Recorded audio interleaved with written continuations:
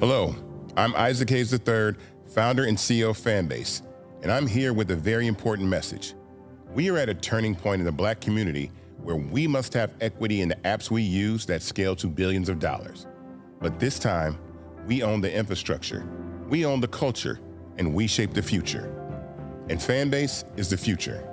Fanbase combines the free functionality of Instagram, TikTok, and YouTube into an all-in-one platform built for the evolution of social media and monetization. With over 1.4 million users, that's real proof that we are shifting the conversation of tech ownership and equity for creators. So right now, I want you to go to startengine.com/fanbase and invest today. The minimum to invest is $399. That gets you 60 shares of stock in Fanbase at $665 a share. This marks a turning point in Black ownership of social media. If we don't take this opportunity to own social media right now, we will always be customers to our own creations. And that can't go on. So once again, go to startengine.com/fanbase and invest today. We must own the platforms where our voices live, our stories matter, and where our culture drives the world. Thank you. Folks, Black Star Network is here. Oh, no punches! I'm real revolutionary right now. Black power. Support this man, Black media. He makes sure that our stories are told. Thank you for being the voice of Black America, Roland. Stay Black. I love y'all. All momentum we have now, we have to keep this going. The video looks phenomenal. See, this difference between Black Star Network and Black-owned media and something like CNN. You can't be Black-owned media and be scared. It's time to be smart. Bring your eyeballs home. You dig?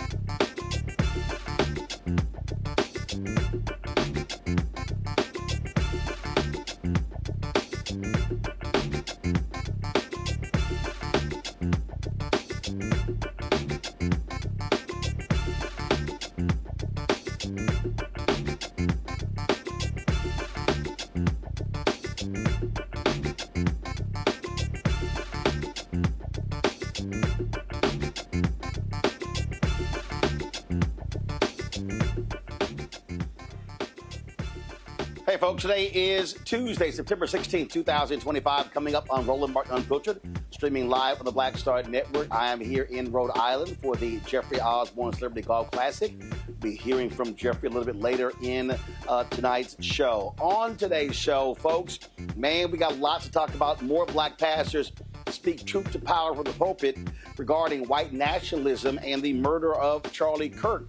We'll show you Reverend Dr. Frederick Douglass Haynes III, Bishop William Barber, and others. Also on today's show, explosive testimony on Capitol Hill as FBI Director Kash Patel, who's grossly unqualified, goes at it with Senator Cory Booker as well as Senator Adam Schiff. Folks, it was absolutely bonkers. We have a video for you as well. Plus, hangings. Two people found hung in Mississippi. One of them, a Delta State University student. What the hell is going on? We'll have that story for you as well. Also, we got lots to talk about on the issue of Donald Trump signing a memo sending the National Guard to Memphis. Plus, in tonight's Black Star Network Marketplace segment, we'll highlight fashion with a purpose. So lots to break down. And what happens when Chris Tucker and Johnny Gill finish playing a round of golf and then just decide to swing by the sound check here at the Jeffrey Osborne Celebrity Golf Classic? Y'all, wait till I show you these two fools in action with the duet of my. It's time to bring the funk on Roland Martin Unfiltered on the Black Star Network. Let's go. He's got it. Whatever the miss, he's on it. Whatever it is, he's got the scoop, the fact, the find. And when it breaks, he's right on time and it's rolling. Best believe he's knowing. Putting it down from sports to news to politics. With entertainment just for kicks, he's rolling. It's on go, y'all. It's Roland Martin, rolling with Roland now. He's funky, he's fresh, he's real, the best, you know he's Roland Martin now.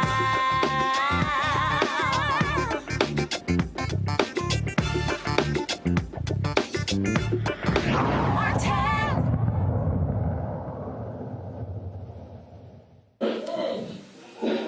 folks, it's a live look at the Quidnesset Country Club here in North Kingstown, Rhode Island. This is where the Jeffrey Osborne Celebrity Golf Classic took place today. We've been here for the last couple of days, and so it's been fantastic. We're going to be hearing from Jeffrey himself, J.O., a little bit later, Chris Tucker, Johnny Gill as well. And wait till I show y'all these two fools. After we played a practice round yesterday, we decided the band was playing. You can actually hear them right now. And Johnny and Chris, we all came in as we were doing sound check, and they were actually playing My.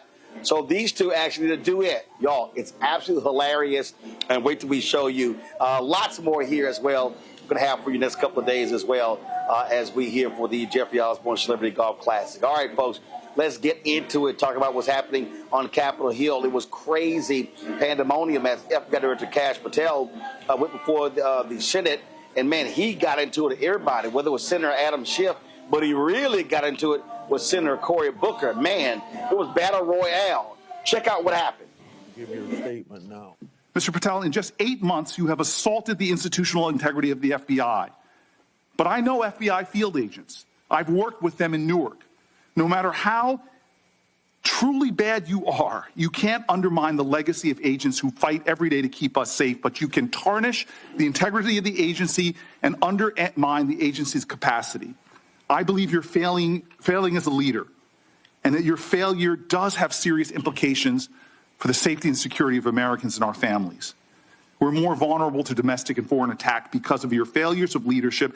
I don't think you're fit to hand the Bureau. But here's the thing, Mr. Patel. I think you're not going to be around long. I think this might be your last oversight hearing. Because as much as you supplicate yourself to the will of Donald Trump and not the Constitution of the United States of America, Donald Trump has shown us in his first term and in this term, he is not loyal to people like you. He will cut you loose. This may be the last time I have a hearing with you because I don't think you're long for your job. But I'm going to tell you this. I pray for you. I pray for you that you can step up and defend your oath, defend the Constitution, and do a much better job of defending this country. Thank you, Mr. Chairman. Want to say, Boyd? That rant of false information does not bring this country together. If you want to work on bringing this country, it's my time, not yours. My God. If you want to talk about dividing this country, it is my time. I follow you on your social media posts that tear this country apart. To address your falsehoods. Oh, you can try all you want in this country. To not take responsibility for what you have said. Sir, you're making a mockery of this committee. Sir, you don't tell me my time is over. The people of New Jersey tell me what my time is.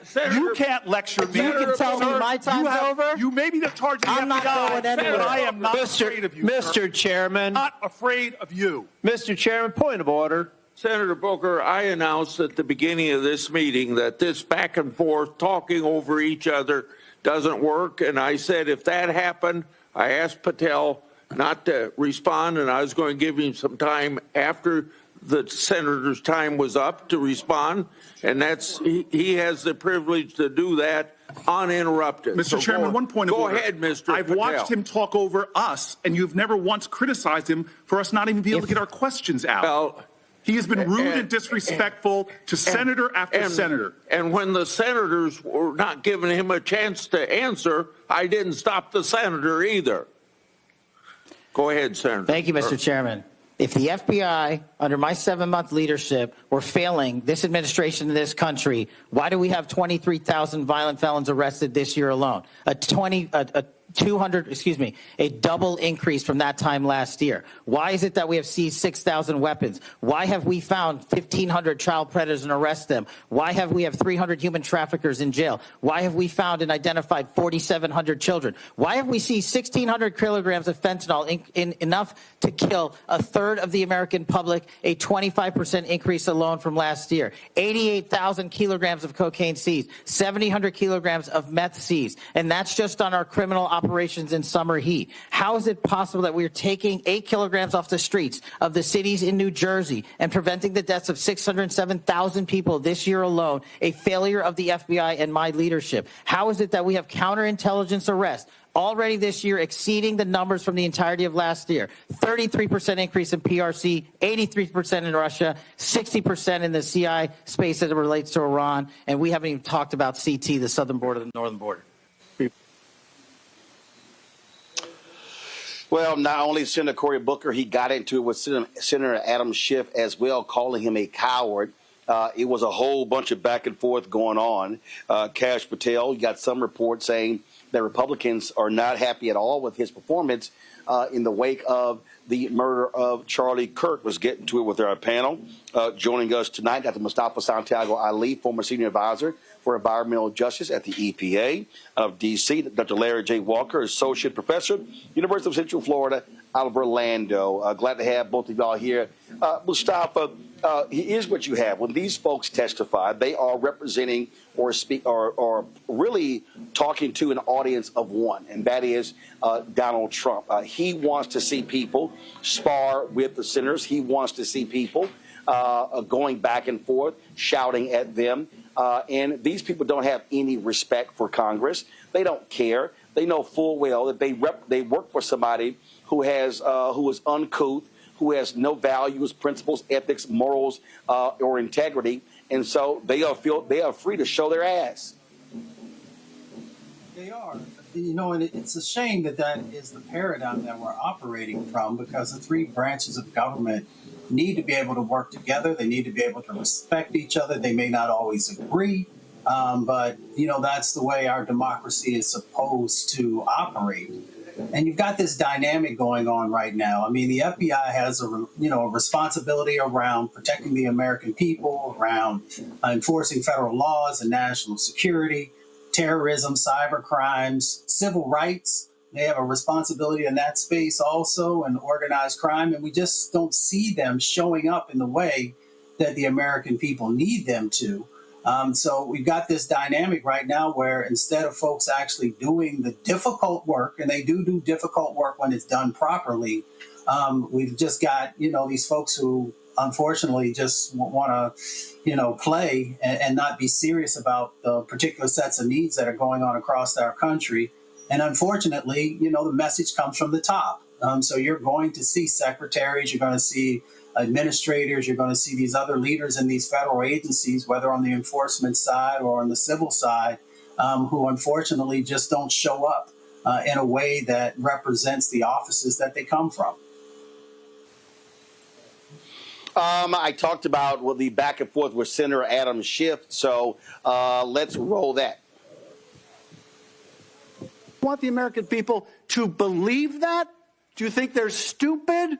No. I think the American people believe the truth, that I'm not in the weeds on the everyday movements of inmates. Not in the weeds? What I am doing is protecting this country, providing historic reform, and combating the weaponization of intelligence by the likes of you. And we have countlessly proven you to be a liar in Russiagate, in January 6th. You are the biggest fraud to ever sit in the United States Senate. You are a disgrace to this institution and an utter coward. I'm not surprised. I'm not surprised that you continue to lie from your perch and put on a show so you can go raise money for your charade. You are a political buffoon at best. Well, you can take an internet troll. Take it to the bank that the FBI is protecting this country and the state and citizens of California. We are bringing historic reform. Point of order. But all you care about is a child sex predator that was prosecuted by a prior administration, and the Obama Justice Department and the Biden Justice Department did squat. And what did President Trump do? Bring new charges courageously. And what have we done? Chairman, you said I'm the most transparent FBI director in history. 33,000 pages of information to you. I challenge you to say anything credibly to the truth. Go ahead and run to the cameras where you want to go now. Both of you be quiet. Before I go to Senator Tillis, without objection, I want to introduce into the record the Durham Annex. The Durham Annex is a declassified appendix to John Durham's report about Crossfire Hurricane. The Durham Annex contains information exposing a reported Clinton campaign plan to falsely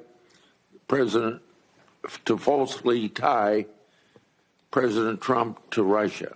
For years, I've fought to assemble and publicize all the facts here.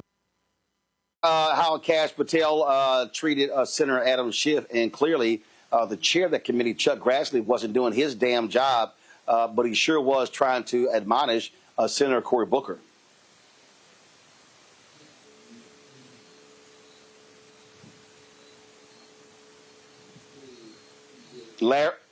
Larry? You know, Roland, I've never seen anything. Can you hear me? Yeah. Yep, we got you. Like this. I've never seen anything like this in my career watching, hearings on the House and Senate side. This is like, reality TV, and not in a good way.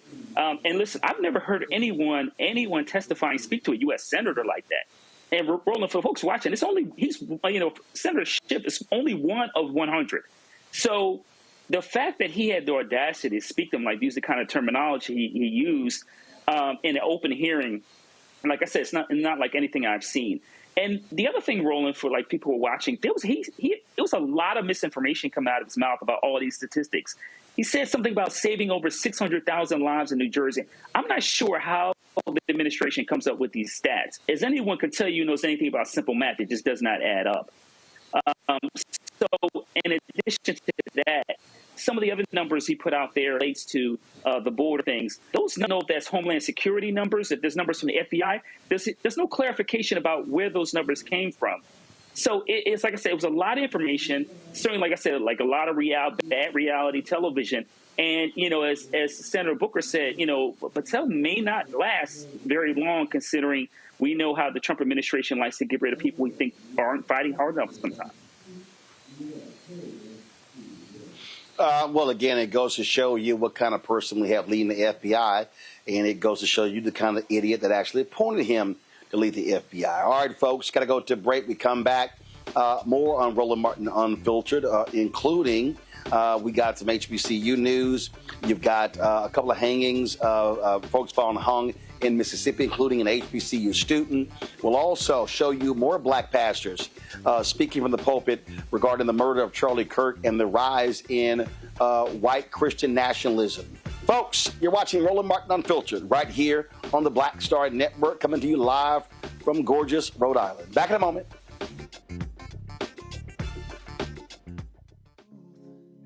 Black Star Network, what's happening? It's your man, Kim. And look, my new single, Rock With Me, is on fire. We debuted as the #1 most added and greatest gainer at R&B radio. So look, I want you to go check it out at musicbykim.com. Listen to it, download it, tell me what you think about it. Also, make sure you sign up to be a part of my community so we can stay connected. At Music by Kim on all social media platforms. Thank you for rocking with me. And keep love on the one. 'Cause I want you to rock with me. We live in a strange world till the darkness falls forever. Baby, let's be the dawn. When it feels like it's taking me over, you're making me stronger, my sweet love.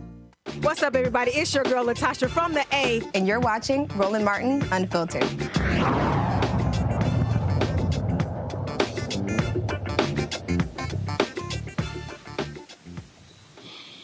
All right, folks, welcome back to the show. The twice impeached, criminally convicted felon chief Donald Trump has signed an order calling for the National Guard to be deployed to Memphis. He's been talking about this for quite some time. He's gotten the participation, if you will, from the governor of Tennessee, Bill Lee. And so we're going to be speaking about this. In addition to that, that particular action, of course, we had just Representative Justin Pearson the other day. And, I was watching several videos. People were talking about this here. And, of course, Republicans are touting this But this is the latest disregard of norms that we are seeing. We're seeing the exact same thing when you look at the drastic cuts that they are taking, where Donald Trump thinks that he can just decide whatever. Congress appropriates, but he says, oh, we're not going to sit here and pay this out. You see that going on as well.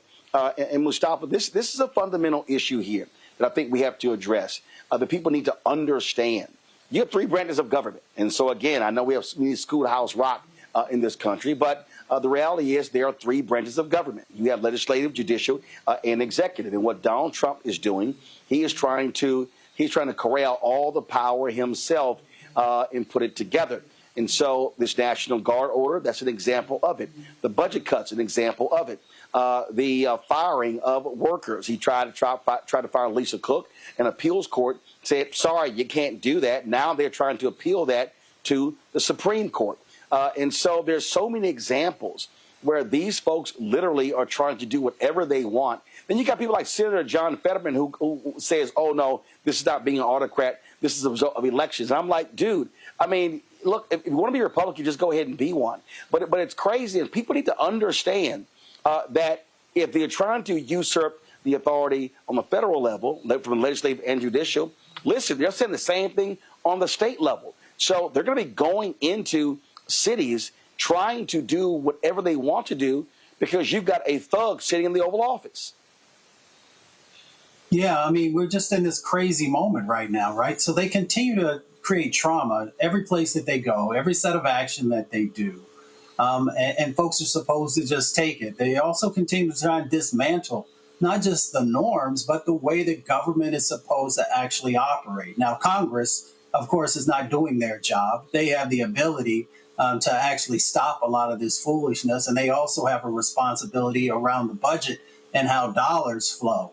And that's the interesting thing is because, over these past administrations, we'll always hear about, being financially astute and making sure that we're utilizing those dollars in the proper way and make sure there are balances that are inside of how that moves. But when you look at the amount of money that's actually being utilized in this moment, taxpayer dollars, we got $120 million so far that was dedicated to the National Guard in Los Angeles. And then when you look at D.C., it's $134 million, and the numbers continue to climb. So how much more are we going to spend of taxpayer dollars in Memphis and a number of these other locations that are a part of his executive orders and moving the National Guard into these spaces? The other part of the equation is that, the National Guard usually does a couple of things. If there's significant civil unrest, they get engaged, or these natural disasters. We know we're in the middle of hurricane season. We know we've got wildfires going on. We've got all these different types of things where tax dollars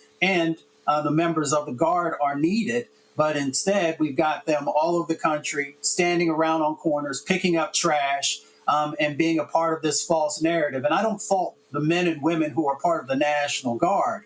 But we all know that even in Memphis, that crime has been going down. So you could better utilize the dollars by actually, investing in those strategies that people have put in place on the local level to actually address what's going on. But that would mean that you have to actually honor the leadership that's happening in the cities and in those counties.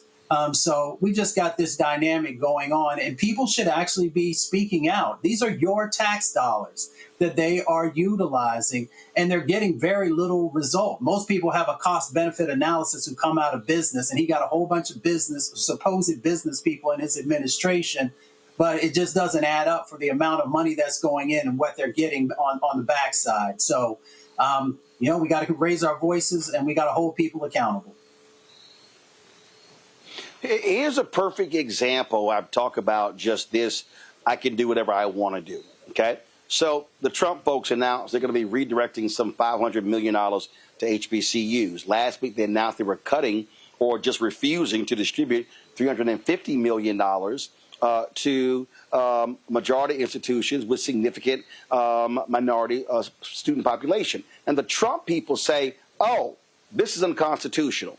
Now, here's the problem with this, Larry. They don't get to just decide what's unconstitutional. The judicial branch decides what's unconstitutional. And so I would hope that, now look, that's great that they're trying to, first of all, they're trying to cover their asses by sending the money to HBCUs as well as tribal colleges. But the reality is, listen, you just can't declare what's unconstitutional yourself. That's judicial, and that's what they're doing. They are deciding on their own what they consider to be constitutional and unconstitutional. And I frankly hope that one of these institutions who gets screwed by cutting of these grants sues them, because Congress clearly didn't think it was unconstitutional when they allocated the money. You know, Roland, it is really troubling to see what Congress has not done in terms of, when you talked about three branches of government, the framers of the Constitution, the way to design it. It has to be a perfect balance. And if members of Congress refuse to do their job, they're responsible for allocating money and control the purse strings. But as it relates to the president using the resources in any way possible, you talked about the funding he cut from minority serving institutions, and then a couple of days later say, I'm going to give it HBCUs. You can do both. You know, HBCUs and other MSIs have had, extraordinary support over the last several decades. So you can dramatically increase funding for all those institutions. You don't have to cut one, rob Peter to pay Paul. That's not how this works. In addition to that, as Mustafa highlighted, the administration is spending an enormous amount of money as it relates to the National Guard. And one of the things I don't think we're talking about enough as it relates to National Guardsmen, Roland, is that these individuals have jobs. They have families, they're caretakers, and some of them are in school full-time and part-time. And so essentially what's happening is they have to drop everything. They're, in D.C., and then we're talking about Memphis and who knows what other states and cities and locales. And it's disrupting their lives and disrupting the lives of their families. But also, once again, we know as it relates to crime in any jurisdiction throughout the United States, whether it's urban, rural, or suburban, you solve crime by focusing on mental health resources, education, job programs, and making sure young people have an outlet in the evenings and weekends. And we're not seeing it from the administration. In other ways, this is not going to work. It's just going to cause more disruption and eventually cause violence in these communities.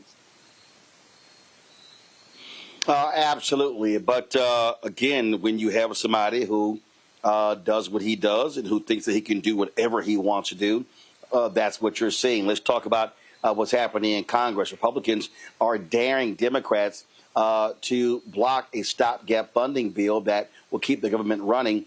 If they don't, the government will actually shut down by October 1st. Now, the bill would fund agencies at current levels with a few exceptions, including an additional $88 million to enhance security for lawmakers, members of the Supreme Court, in the executive branch. House Democratic leader Hakeem Jeffries said that the House Republican-only spending bill does not address the needs of the American people and does nothing to prevent the impending health care crisis.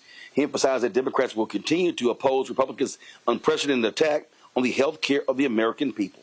Their health, House and Senate Democrats have been very clear that we will support a bipartisan spending agreement that meets the needs of the American people in terms of their health, public safety, and economic well-being, meaning legislation that makes life better for everyday Americans as opposed to continuing to make life more expensive for the American people. House Democrats have been clear that we will not support a partisan Republican spending bill that continues to gut the health care of the American people. That's not a clean continuing resolution. It's a dirty spending bill, and one that is unacceptable. This country is in the midst of a Republican assault on the health care of the American people. Republicans have ended Medicaid as we know it. Millions of people have lost or will lose access to their health care coverage. We confront a possible cut to Medicare of $536 billion all across the country as a result of the Republican assault on health care. Hospitals, nursing homes, and community-based health clinics are closing. Millions of Americans face the likelihood of dramatic increases in their health care premiums, co-pays, and deductibles. Republicans have launched an unprecedented assault on medical research, including research for children with cancer. In addition to attacks on the Centers for Disease Control, vaccine availability, and the public health infrastructure that has existed in the United States of America in order to keep the American people safe and healthy. Republicans have launched an unprecedented assault on the health care of the American people that is unconscionable and immoral. And it's our responsibility here in Washington to make sure that we aggressively push back against it.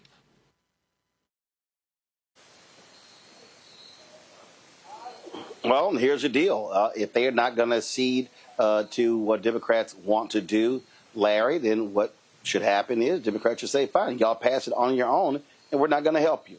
I just believe that if you're going to be Democrats, you got to be the opposition party.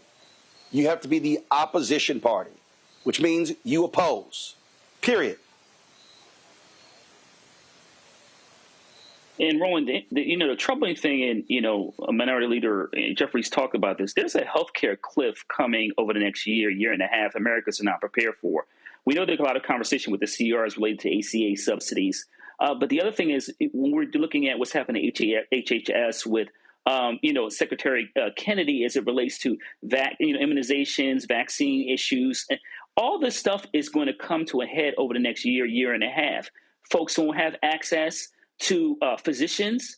They won't be able to get the treatment they need. If they want to get vaccines, they may not be able to afford it. And then we find ourselves in another situation. We get hit with another, disease, a virus, a pandemic, like we just saw a couple of years ago. We're going to be in very serious trouble because they've dismantled the healthcare system. And we're seeing inflation is going up over the last couple months. And we're only 8 months into this administration. Over the next couple months and several years, inflation based on tariffs and some of the other issues that we're dealing with, unemployment, is going to continue to skyrocket. And so folks are talking about that, things are fine from the Republican side. But the reality is a lot of Americans will see food go up, food prices go up. And then we're going to see a lot of more of troubling issues over the next couple months. And if we don't do something right now, particularly the Democrats, and staying steadfast against this and saying no, and if you would pass the bill on your own, you have the numbers, then once again, you're just pretty much rubber stamping anything they want to do.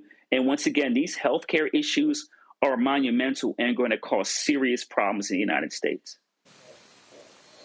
And we also know what they're doing, Mustafa. They are wrecking the environment. They really don't care about any of that. And so Democrats, again, have to, at the end of the day, on the House side, all you can do is oppose. And my deal will be very clear. I'm not helping you do a damn thing. You know what? I agree with you. And I once through a number of government shutdowns over the years. This government is broken, and maybe we need a reset because when we take a look at, as you mentioned, on the environmental side of the equation, they're saying it's okay for the American people and especially vulnerable communities to breathe dirtier air and drink dirtier water. So you don't have to just think about Flint or Jackson. You'll be seeing these types of things happening across the country.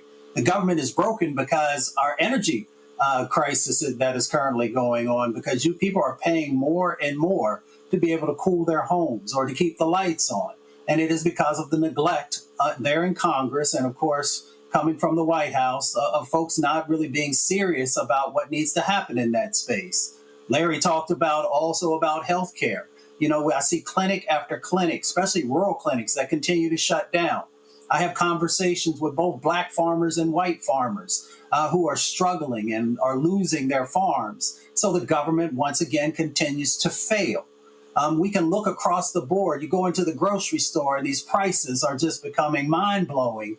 And once again, it is because the government continues to fail and is not serious. And they're getting, of course, the message from the White House that these are not priority issues when it comes to actually doing the work, not standing in front of a camera and talking about it, but actually getting behind closed doors and making sure that the legislation that is necessary is being introduced and then pushed through so that a president could actually sign it. But they're not worried about everyday people.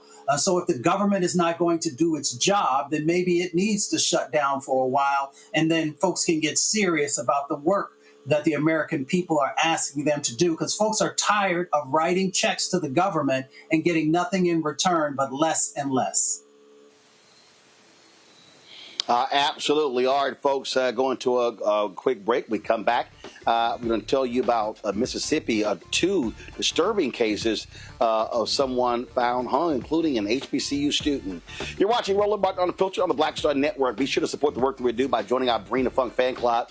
Your dollars make it possible for us to do what we do. Our goal is to raise $1 million between now and December 31st. If you want to contribute, please use the, if you want to be a Cash App, use the Stripe QR code. You see the QR code down there, bottom left. PayPal is R Martin Unfiltered. Venmo is RM Unfiltered. Zelle, Roland at RolandSMartin.com. Roland at RolandMartinUnfiltered.com.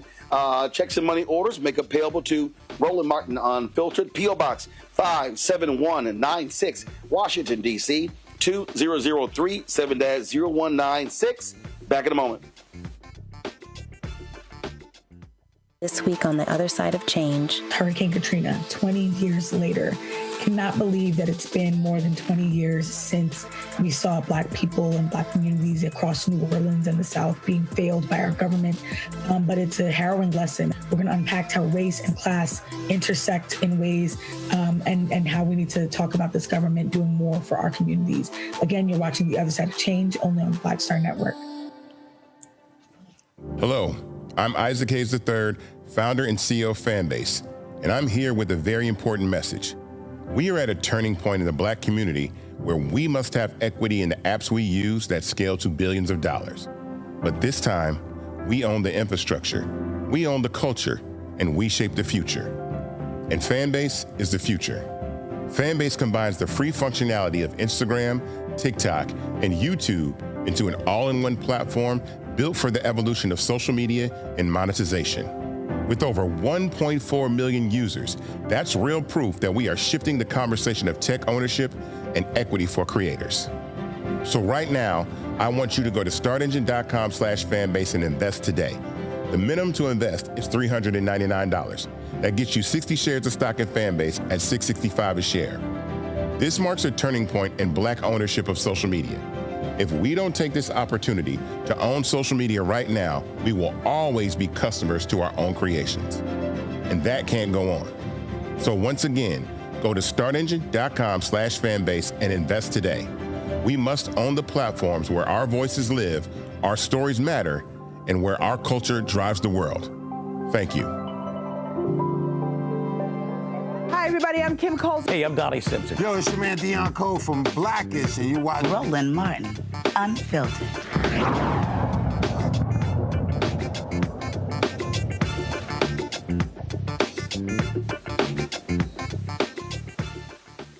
Oh, it's quite a disturbing story out of Mississippi where 2 people have been found hung. The first tragedy unfolded at Delta State University in Cleveland, Mississippi. Around 7 a.m., campus police discovered the body of 21-year-old student DeMartravion Trey Reed hanging from a tree near the pickleball courts.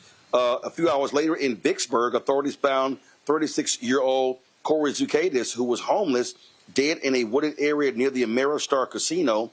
Police say Reed's death appears to be a suicide. The circumstances of Zucadis' death remain under investigation. You know, when these things happen, Mustafa, obviously people get very concerned. We understand the history of lynching in this country. We also understand that a lot of people are concerned that it's often, very quick of local authorities to rush to that particular issue. And unfortunately, you don't have a federal Department of Justice that has any credibility when it comes to issue of race, especially the Civil Rights Division. Right. And it's a shame because so many folks, put so much energy into actually making sure that that division had what it needed. If you look at the last administration, not perfect, but they definitely were better than we had seen in quite a while. And when you look at these types of cases, you do on the local level, folks always want to go automatically to suicide. And I'm not saying that that's not the case, but let's make sure that there's a real investigation what's going on. Because if somebody wants to kill themselves, if someone wants to take their life, there are all kinds of other ways to be able to do that. To be able to, whether it's to climb up a tree or to make sure that there's a noose around whatever it is, and to be able to take your life, that takes a lot. So we need to be very clear about that. We need to also understand that when we're talking about lynching, the thousands and thousands and thousands of Black lives, the confirmed ones that were killed through lynching, we know the history that exists there. And we also understand that Mississippi was #1 in those confirmed lynchings. So Billie Holiday, when she sang Strange Fruit, there was a reason why she brought that song forward and why, it was her #1 song, because it actually touched people at their core. And it continues to reverberate even today. So we need to make sure that there is a real honest investigation, and we need to understand those dynamics that took place. And if it wasn't suicide, we need to make sure that the right people are brought forward and that they're prosecuted. But that would mean that you got to have folks who actually care and who are going to do the right thing. Larry?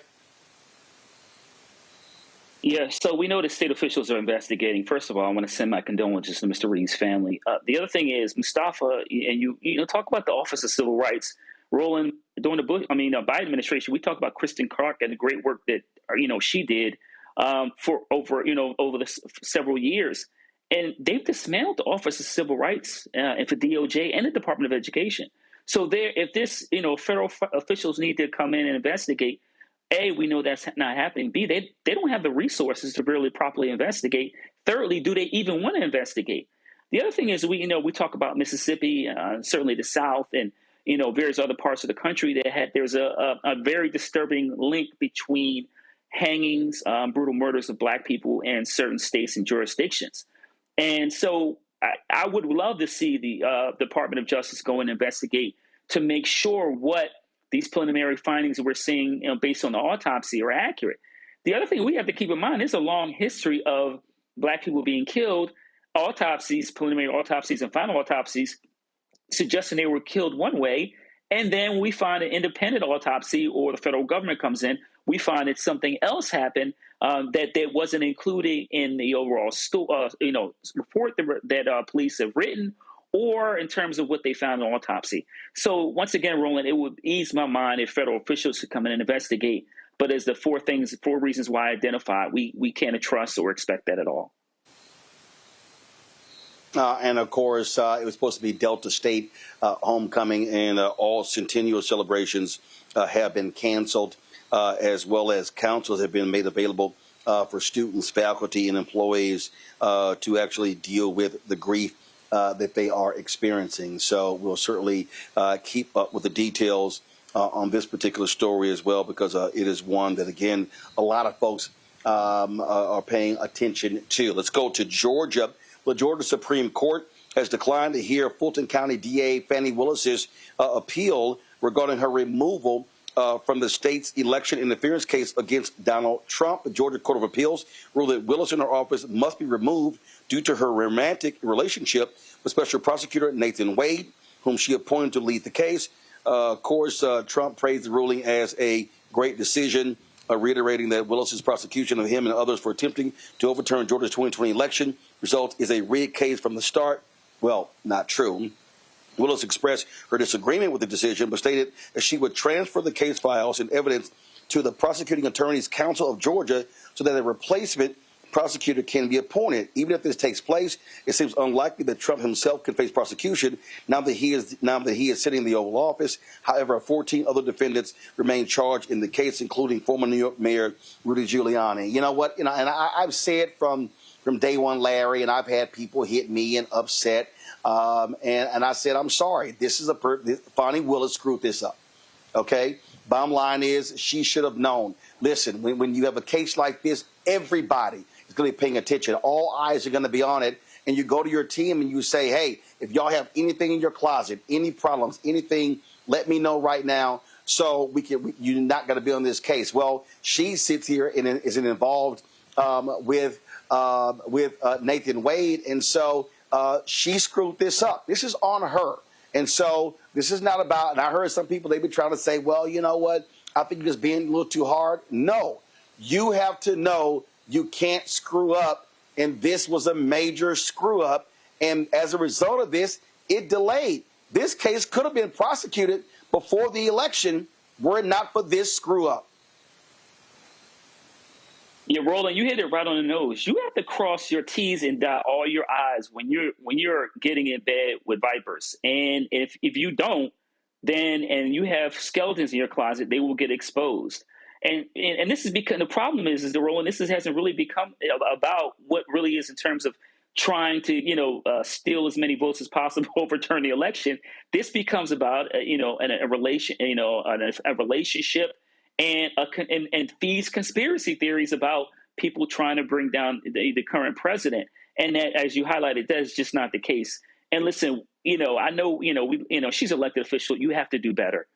We've all worked and talked to politicians and understand that once again, if you're Black, that if you have anything that you don't want anyone to know about, and you are prosecuting a high profile figure, that information is going to come out. They're going to try to smear you because that's how things work.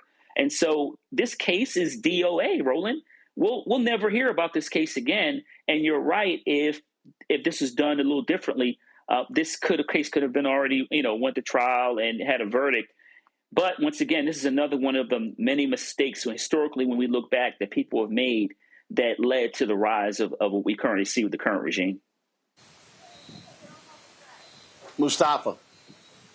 I mean, Larry hit it on the head. We often say when you know better, do better. You just got to take the L on this one. You cannot make these types of mistakes. Even if it wasn't a high profile case, you still shouldn't make these types of mistakes. You have a responsibility and a duty to the office that you hold to make sure that you're doing the right thing. So, lesson learned. Larry's right. This, will probably not be brought back up. And you just got to move forward. But I hope that, for young attorneys, folks who are in law school, who, they can review this case, that they'll learn lessons, and hopefully they will make sure that they don't make these same mistakes as they move throughout their career, because you have a responsibility to the people who put you in these offices. Yeah, absolutely. So one of the things that I'm also paying attention to and looking at, and there are a number of stories that, of course, we're dealing with, and one of the things that jumps out at me, and we're going to deal with this whole issue of Christian nationalism in the second hour, and Black pastors talking about speaking about Charlie Kirk from the pulpit. But one thing that really I find to be interesting here is that the doxing and the targeting of people who are critics. And you've got folks who are now saying, turn the point, you say it's going to be suing people who have made light of it. But first of all, you can't sue someone for defamation because the law is clear, Larry. When a person has passed away, you can't defame them. But what the real issue here, though, is threatening people and trying to silence them while they're also trying to say that Charlie Kirk was about the First Amendment. And so it's really interesting as I'm seeing this, because, again, so this a couple of posts just came out about this very issue that really jumped out at me. And I was just kind of like, you're putting people's information out and telling people to call the employer. I mean, literally, Larry, yesterday, J.D. Vance even said to people, call someone's employee if you disagree with what they tweeted. That's crazy. So, I love, as a researcher, I love looking at U.S. history. And Roland, this is modern day McCarthyism. All we see at the hearings today, some of the other hearings, the red lists, of individuals that, couldn't, not only in terms of travel outside the United States, that's a whole nother conversation, but essentially we're blacklisted from jobs, opportunities, actors, actresses, et cetera. We can go on. So the other thing that's troubling about all this is that we when I mention McCarthyism is we don't seem to learn from our past mistakes. We repeat them over and over again, and that's what we're seeing right now. So it's interesting enough, people talk about, certain political affiliations, that that freedom of speech is critically important, particularly when it was hate speech. Now you can't even re-quote what someone says without it being a problem. And that is not democracy, and it's not protecting the right to free speech. So either you believe in the ability for people to express themselves fairly without threatening people, or you don't. You can't have it both ways. And so when we talk about the rise of authoritarianism, limiting individuals' democratic rights, that includes, people making sure they're pressuring individuals not to say anything about anybody. And regardless if you agree, if you don't, or agree if you don't. Let's also highlight, Roland, for years that Black people have continuously watched people say racist things, and we've been told that we just kind of have to accept it. It's connected to the freedom of speech. But if we offer a simple critique, like I said, repeating someone's words, then we find ourselves in front of a firing squad, and that is not democracy. We'll talk more about that in our second hour. Coming up next, we're going to discuss the deployment of the National Guard to Memphis in our second hour. We'll talk about white Christian nationalism. Also hear from Black pastors speaking from the pulpit regarding Charlie Kirk and white Christian nationalism. Our marketplace segment will have that. Plus, we'll show you Chris Tucker and Johnny Gill doing a duet of My here at the Jeffrey Osborne Celebrity Golf Classic in Rhode Island. And we'll hear from Jeffrey Osborne himself. A packed second hour. You don't want to miss it right here. Roland Martin Unfiltered on the Black Star Network. Now streaming on the Black Star Network. I have name recognition, but I tour more than any rapper. And it's a lot of overseas stuff. And it's like I'm going all over I've been to 80 countries in my lifetime.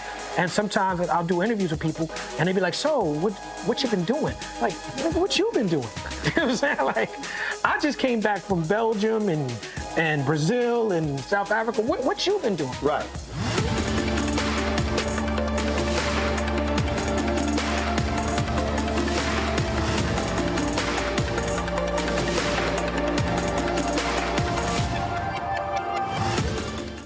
This week on the other side of change. Hurricane Katrina, 20 years later. Cannot believe that it's been more than 20 years since we saw Black people and Black communities across New Orleans and the South being failed by our government. But it's a harrowing lesson. We're going to unpack how race and class intersect in ways and how we need to talk about this government doing more for our communities. Again, you're watching The Other Side of Change, only on the Black Star Network. Hello, I'm Marissa Mitchell, a news anchor at Fox 5 DC. Hey, what's up? It's Sammy Roman, and you are watching Roland Martin Unfiltered.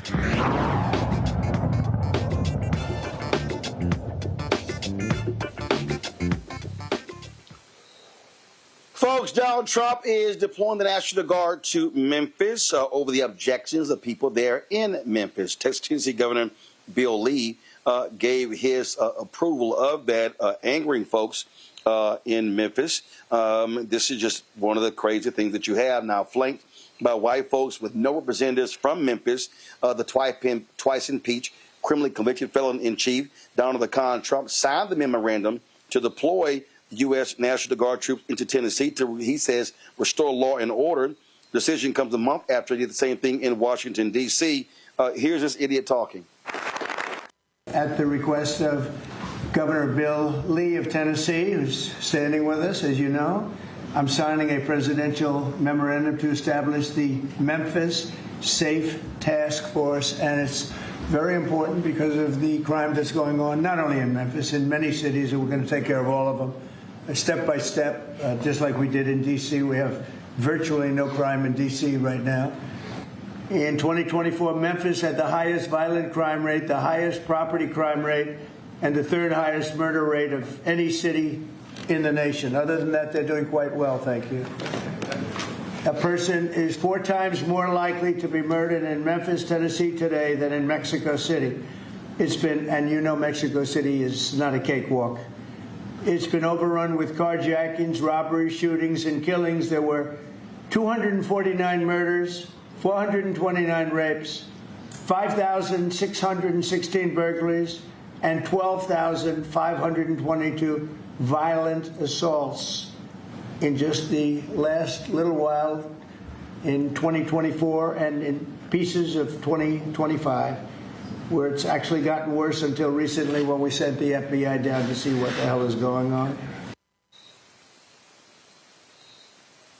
Folks, joining me right now is Antonio Parkinson, Tennessee State Representative, representing Memphis, and also Memphis City Council member J.B. Smiley Jr. Glad to have both of you here. I'll start with you, Representative Parkinson. So does the governor just go, what the hell? I don't have to talk to anybody from Memphis. I don't have to inform them. I just can do whatever I want. Pretty much, and the difference between Memphis and Chicago or Illinois rather, and California is that we have a Republican governor, and that Republican governor is in lockstep with President Trump, and President Trump saw a way to get this thing moving, or I call it a surge, get this surge moving in Memphis, because there's no resistance from the governor of the state of Tennessee.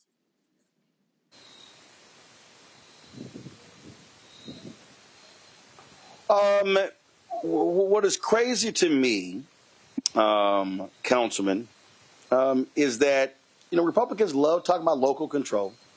They love talking about big government overreach. But it seems that that's only the case when they control local government.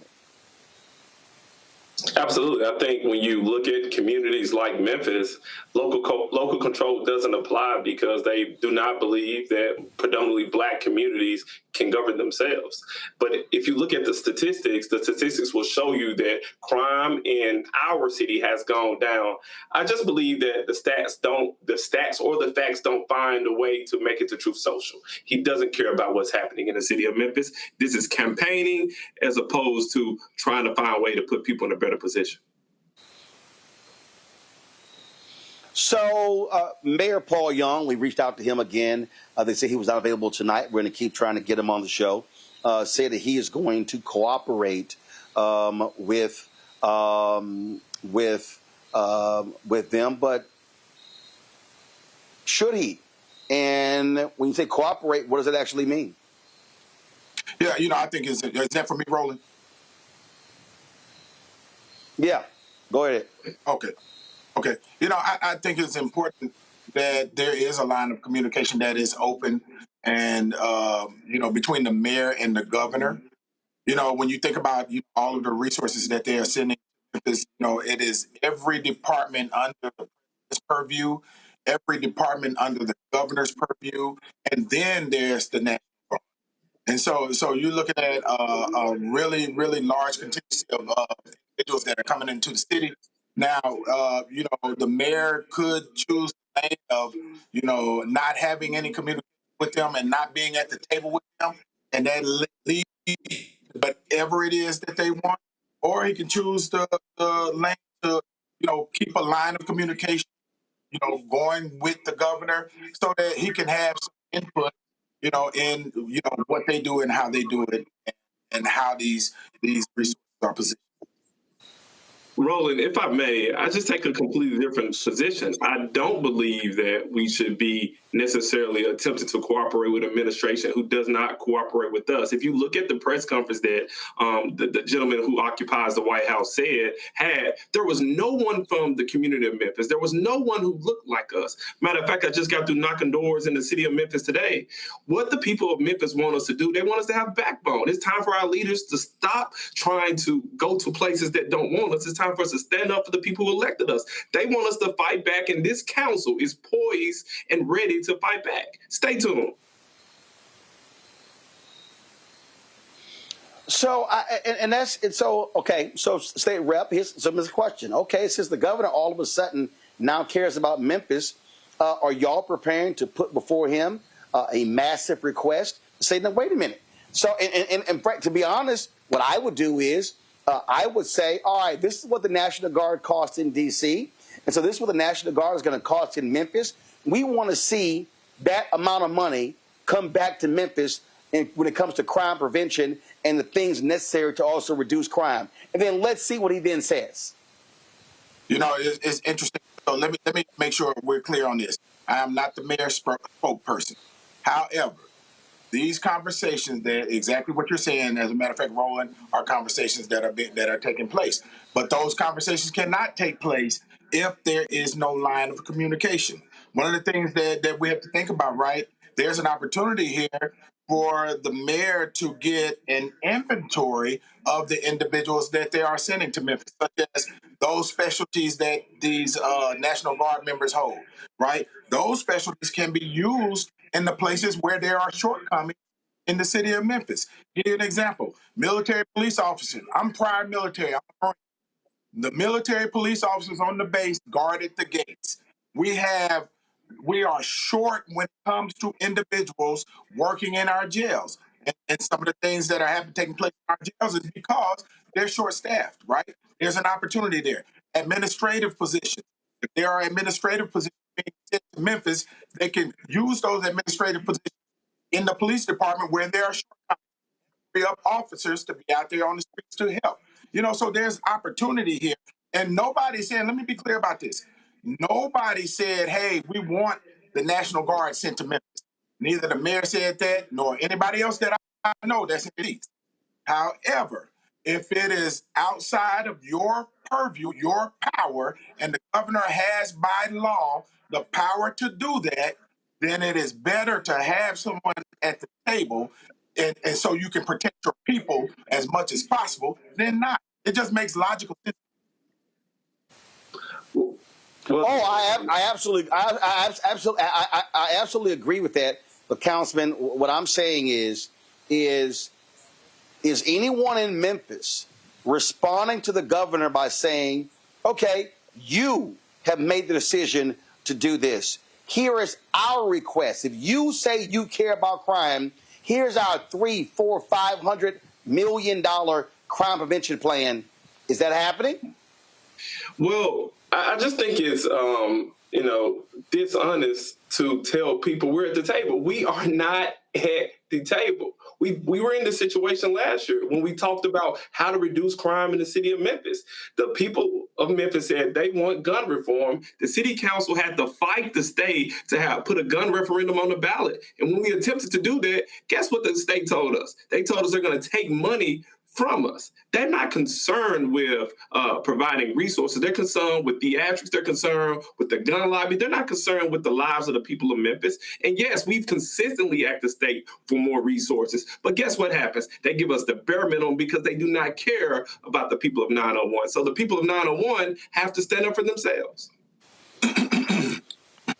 Okay. All right. So now I'm confused. I need to be clear here. Is Memphis at the table or not? And if Memphis is at the table, according to you, State Rep, who's at the table? The mayor of Memphis has an open line of communication with the governor of the state of Tennessee. Gotcha. So, but here's my question, though. That's the mayor. But you're a state rep. You've got council members. They also have constituents. And so are other elected officials in Memphis, are they also saying to the governor, you need to be meeting with us. You need to be meeting with our constituents, as opposed to only the mayor? You know, there are many people that have lines of communication with the governor, not just myself, but Leader Karen Camper, Senator Ramesh Akbari. There are many of us that have lines of communication with the governor. It's not just the mayor. I got it. Okay, I got it. Yes. Okay, I got it. Yes. So there are lines, but here's what I still need to know. If there are lines of communication, who is presenting the governor with a comprehensive multi-million-dollar plan, and how much is that? Is that being done? Because if the governor is saying, oh, I care about crime, we all know policing is not how you solve crime. You solve crime with crime prevention, with resources, with jobs, with housing. And so what I'm asking is has that plan been presented, and how much is it, and who's driving it? That's what I want to know. Is that a question for me? Because I'm answering. several members. Yeah, I want to put it to you, state rep, then the council member. Okay. Several individuals that are in elected positions have said exactly what you're talking about and have said it publicly. And so that information is definitely getting to the level. The mayor has said it also. I have said it also. And there are other individuals that are saying the same thing. So, yes, to your question. What I think is happening. So, Councilman, how much? Go ahead. Happening is we're confusing a line of communication with someone actually taking heed to what we're saying as a people. I can call someone every single day, doesn't mean they're going to hear me. Our question as a community is, if we present this robust plan that says, hey, we need investment in education, we need investment in infrastructure. Matter of fact, we need more jobs so that we can lift people up out of poverty, good paying jobs. No one is sending more resources to our community. This administration, this current presidential administration has forgotten about the people of Memphis. I don't believe, no matter what the elected officials who have line of communications with the governor or with the president will get us more resources. We've been asking for more resources for a very long time. We've been asking them to pave Elvis Presley for a very long time. Questions from my panelists. Mustafa, you first. Hold on one second. State rep, go ahead. Make your comment. Then we're going to go to question with my two panelists. Go ahead. I sit and I hear and I vote for the state budget every single year for the last almost 16 years. And there has been, and I'm not here to defend the governor or anybody else. We fight for everything that we try to get up there from the state of Tennessee to go into Memphis. And there are millions of dollars that are in the state budget that are allocated to the city of Memphis and Shelby County. This I know for a fact. And in the last budget, if I'm not mistaken, or the budget prior, we put millions of dollars that would go directly to the hardest or the most violent 9 zip codes in the city of Memphis. And that went to the city.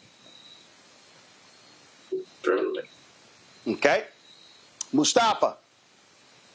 Yeah, well, thank you both for being here. I think maybe you could give some clarification, because when Trump shared why he was sending folks there to Memphis, he said that crime had not gone down this year. I've seen various stories and statistics that have said that there was a decline.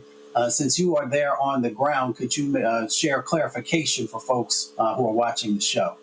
Maybe we'll start with the state rep. Okay. Yeah. Okay. Thank you. So here's how the crime numbers are calculated. When the information is input into the system through Memphis Police Department, it goes to the FBI. It goes directly to the FBI. The FBI then spits out those numbers. The biggest or the peak of the crime numbers, the violent crime numbers in Memphis, came from the last administration. This year, in 24 and 25, those numbers started coming down. And those are the numbers that Mayor Young, and I'm sure the councilman agrees with, that are the numbers right now.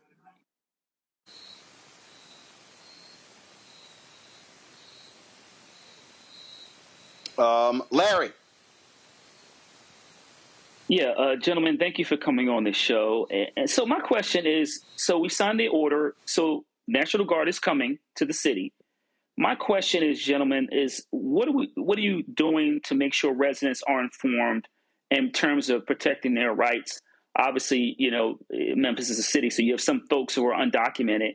But in addition to those individuals, we know that, there are a lot of Black folks who are concerned about what's coming in the next couple of days. So what is it you're doing in terms of working with nonprofit organizations, maybe the NAACP, ACLU, churches, synagogues, whatever other organizations, in terms of making sure that particularly Black folks know what their rights are if they encounter someone from the Guard? Absolutely. So on Thursday, the Memphis City Council, well, a couple of members of the Memphis City Council will have a press conference coupled with some of those nonprofits that you mentioned, whether you're talking about Memphis for All, whether you're talking about Micah, whether you're talking about just good folks in the community who understand the rights. We're going to talk about our opposition to the National Guard coming, but we're going to allow those organizations where you talk about Memphis Urban League to explain to the people of Memphis their rights in terms of what they need to do to protect themselves and make sure they're keeping themselves safe during this time. We're doing everything we can to get the information out and look forward to information being shared by some of those nonprofits at the press conference we're going to have on Thursday. Yeah, hey, I'm glad you had Ben. Go ahead. I'm sorry. Yeah. Thank you, sir. I'm glad you asked the question because, we, as a state representative, I have two statutory duties. One is to pass the budget of the state, and the other one is to pass laws with the state. But I have two other duties that are not statutory in nature. And that one is to educate the constituency, educate our people, right? And the other is constituent service. But let's talk about the education piece. I think this is the most important thing that we can deliver now as elected officials and leaders.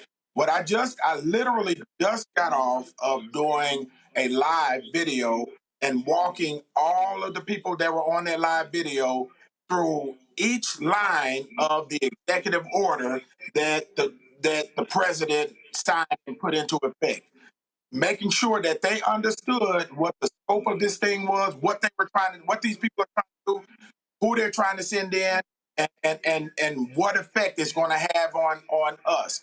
And so in that executive order, it laid out everything from every department under the purview of the president in conjunction with every department under the purview of the governor and with local leadership and local departments, along with the National Guard and ICE.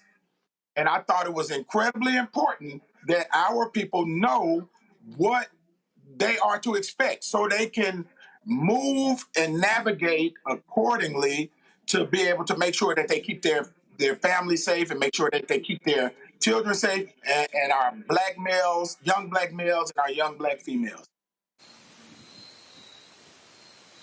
All right, gentlemen, I surely appreciate it. We'll be staying on top of what happens there in Memphis. Thanks a lot, and look forward to having Mayor Paul Young on the show. Thank you. Thank you for having me.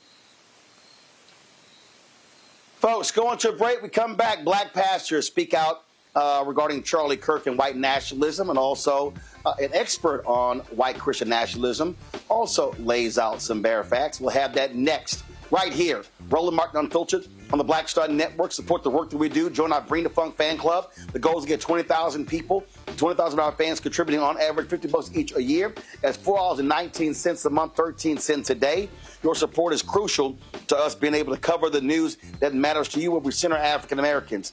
If you want to give to us via Cash App, use the Stripe QR code. You see it right here, bottom left-hand corner. PayPal is R Martin Unfiltered. Venmo is RM Unfiltered. Zelle, Roland at RolandSMartin.com. Roland at RolandMartinUnfiltered.com. Check some money order. Make it payable to Roland Martin Unfiltered. P.O. Box 57196, Washington, D.C. 20037-0196. Back in a moment.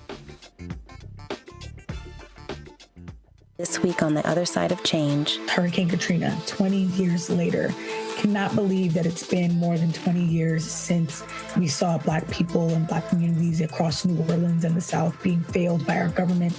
But it's a harrowing lesson. We're going to unpack how race and class intersect in ways and how we need to talk about this government doing more for our communities. Again, you're watching The Other Side of Change only on the Black Star Network. What's good, y'all? This is Doug E. Fresh, and you're watching my brother Roland Martin Unfiltered as we go a little something like this. Hit it. It's real.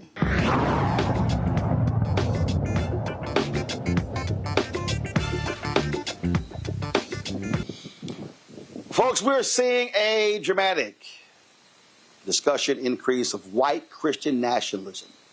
And author Melissa Dalton Bradford is explaining, she explains in social media posts how Christian nationalism is making a comeback here in the United States. This is what she had to say. Hello, my dear friends. Let's talk about something that is personal to me, that is urgent to me, that I've posted on a number of times, but I can't post on it enough. History is repeating itself right in front of us. As a follower of Jesus Christ, you know I'm a woman of faith. I don't make any efforts to hide that. I'm watching the rise of Christian nationalism in America, and it is terrifying. And if you think, well, that could never really go wrong, spend 2 minutes with me. And let's look honestly at what happened in Germany before World War II. I'm coming to you from Germany. I've studied this so deeply. In the 1930s, many German Christians surrendered their faith wholesale to the rising power of Adolf Hitler, whom they eventually worshipped. The Nazis wanted to fuse Christianity with nationalist, racist, and authoritarian ideas. So what did they do? They created something called the Reichskirche, or the Church of the Empire, a so-called Christian church that put the state, and of course its leader, above the gospel. And the tragedy also was that many church leaders who were hungry for power and security, they embraced it wholesale. They twisted scripture to justify racism and anti-Semitism and violence. Loving your neighbor fell off the commandments first. It was forgotten. Instead, loyalty to nation and leader became the new leading commandment. And what also happened is that most Christians then went along. Obviously, their priests and their pastors were leading the way. And genuine faith was replaced by political dogma. The cross was, decorated in a flag, and Jesus was reduced to some sort of a mascot for the empire. And that is exactly what Christian nationalism is doing today in my home country, in the U.S. It demands Christians put America first, their political leader first, and it says that true faith means loyalty to one party and one leader, no matter the cost to Jesus's actual teachings. So we see Christian symbols that are used and Christian language that is used to push policies of exclusion and even violence. We see truth bent to fit propaganda. We see a movement that thinks it alone defines what Christianity is and who belongs in God's family and who even belongs in the nation. And we know what comes when the church becomes an arm of the state. The lesson of the Reichskirche of Germany, where I have lived for many, many years, is clear. Whenever faith bows down to political power, it corrupts both the church and the country. It happened here in Germany. It can happen anywhere, including, yes, the United States of America, and it's our sacred duty to resist, to follow Jesus, not Caesar, to love the least of these, not to chase earthly power. Christians out there, don't be fooled. History is yelling a warning. The question is if you'll listen. And folks, a lot of black pastors have been speaking about this rise in white conservative Christian nationalism in the past week. Sunday, several of them talked about in the aftermath of the shooting death of Charlie Kirk. Also, in terms of what's happening in D.C. with the occupation there. So you're about to hear from Reverend Dr. Frederick Douglass Haynes III. Also, let's pray for Dr. Haynes, my alpha brother. They announced on Sunday he's taking a medical leave of absence, having surgery for an undisclosed illness. And so also we'll be hearing from Michael Waldron Jr. Of First Corinthian Baptist Church in New York City, Reginald Sharp Jr., senior pastor of Fellowship Missionary Baptist Church in Chicago, and also we'll be hearing from William Lamar, pastor of Metropolitan African Methodist Episcopal Church, talking about doing ministry under occupation. He talked about this a couple of weeks ago. So let's hear from these brothers. We live in a nation where twisted, toxic theology is poisoning the politics of this nation. Have you thought about the fact that this week in Utah, a white Christian got killed by a white Christian? And then the next day, HBCUs were under threat. Now, how did we get in it?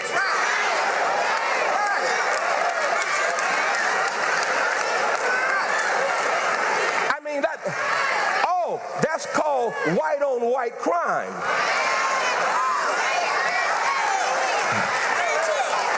You came the wrong Sunday if you thought I'm sorry, I see y'all are real sophisticated and you look really good. I hope they warned you about me, okay?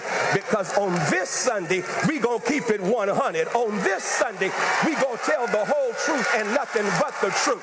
And so here they are. Here they are. In Utah. It's more of us in church than in Utah. We ain't got nothing to do with what they just did. A white Christian gets killed, murdered, not assassinated. We're going to tell the whole truth today. Martin King got assassinated. Malcolm X got assassinated. Medgar X got assassinated. Don't compare Kirk to King. Ain't no such comparison now. Let me hasten to say, I'm anti-political violence. Kirk should still be alive. I don't agree with the time with anything Kirk said. What Kirk said was dangerous. What Kirk said was racist, rooted in white supremacy, nasty, and hate-filled. But he still should be alive. He still should be playing with his kids. He still should be experiencing the love with his wife. He still should be experiencing life as he saw it. I don't want anybody, please hear me well, anybody to be victimized by political violence when I'm going to keep it a buck. Because one of the things that gets me, and we got some politicians in here, I'm going to tell y'all, I'm going to come for you if you ever say this. If you ever say, America, we better than this. You lying. You lying. We ain't better than this. America was born in political violence. America committed political violence during the slave trade. America committed political violence when black bodies hung as strange fruit on southern trees. America committed political violence against the Irish, against the Italians before they became white. America committed political violence when America passed Jim and Jane Crow laws. What do you think political violence was? Political violence when they bombed and massacred Black Wall Street, when they massacred Rosewood, when they massacred whites and blacks in Wilmington, North Carolina. What do you think political violence is? Martin being killed, that's political violence. John Kennedy being killed, political violence. Robert Kennedy being killed, political violence. And you gonna say we better than this? No, you can't fix what you won't face until you look in the mirror and say this is a violent country that has done violence to too many people. We will never get our act together. It's time to repent, because if my people called by my name humble themselves and pray, turn from their wicked ways, then will I hear from heaven, forgive their sin, and heal the land. Talking about we better than this. No, we ain't. We ain't better than this. We ain't better than this. But to get better, you got to acknowledge what's wrong. Anyone who sets himself up as religious by talking a good game is self-deceived. This kind of religion is hot air and only hot air. Real religion, the kind that passes muster before God the Father, is this: reach out to the homeless and loveless in their plight and guard against corruption from this godless world. Amen? Well, put your hands together and give the Lord a hand clap. Praise you. Take your seat.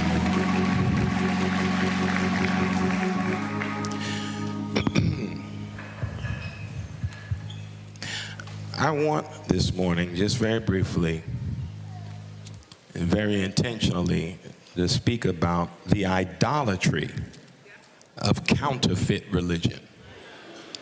The idolatry of counterfeit religion. In this book, the book of James, this first chapter in particular, the writer of James is warning against what can be viewed as performative religion. superficial religion that is steeped in ritual and even words, but not connected to embodiment and practice. The writer of James warns us that religion that is only built on words is hot air, a performance with no power. And the idea of a religion based on words is really how Christianity in the West, and in this country in particular, bears its origins. Now, it's too long for me to explain the origin of this, but what happens is when religion is not connected to practice, but simply having the right words or quote-unquote right doctrine, then you hold people accountable for what they say, how they say it, but not what they do. This is why there's so many people who can claim to be Christian, because they believe that when it's convenient, they have the right words to say and maybe even the right doctrine, but it doesn't line up with their practice. I've said this before, it's amazing how even during the time of slavery in this country, there were people, slave masters, slave owners, who went to church on Sunday, sang hymns, prayed prayers, read scripture, and when church was over, went to lynch a black body. Because in their minds, it was easy to declare the words that sound right, but there was a disconnection between what was coming out of their mouth and what they were actually practicing. Across history, we've watched religion morph from a call to serve into a tool to rule, from a source of healing for the broken to a brand for the powerful. Christian nationalism, or those whose Christianity is not shaped by Jesus, but those whose Christianity is shaped by white supremacy, and the racist misuse of Christianity, what the writer James called the self-deceived. Just because you say God or use the word Jesus doesn't mean that any of those things have infiltrated your heart. This distorted and dangerous use of Christianity baptizes the American flag, crowns leaders with divine approval, even if the leaders are not really leaders shaped after God's own heart, and then has the audacity to equate patriotism with holiness. This is not real religion. It is the idolatry of power. Sometimes we don't think we can say those words. We can critique people for having counterfeit or false religion, but Jesus did it. And so we walk in that same tradition. We can tell by the way it sounds and how it manifests itself. This is performative Christianity at best. It takes the language of church, the language of religion, the language of the gospel, and bends it into a mythology of dominance, equating God's blessings with the nation's supremacy and white supremacy with holiness, and view political control as a divine mandate. This is counterfeit religion.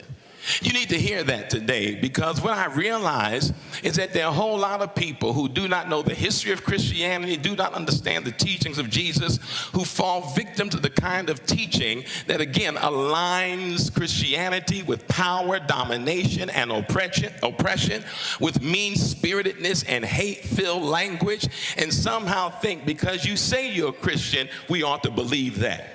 You cannot use the Bible to destroy people's lives. And more than that, you cannot be someone who spews hate, who undermines bodies that are black and brown, who declares harmful, destructive rhetoric against people you don't like, and then you say you're a Christian. Because you say you're a Christian, somehow your words are sanctioned by God. No, that's false. Counterfeit religion. We cannot forget that in this country, Christianity has been used to justify slavery, segregation, and the subjugation of entire peoples. It is not just white supremacy, it is the theology of whiteness, not of color, but of power. It is a kind where scriptures are twisted, pulpits weaponized, and they seek to make Jesus a mascot of the American country, or make Jesus a mascot of the empire. That is counterfeit religion. Again, it is not religion that is steeped in the teachings of Jesus, and we must be able to call that to the table.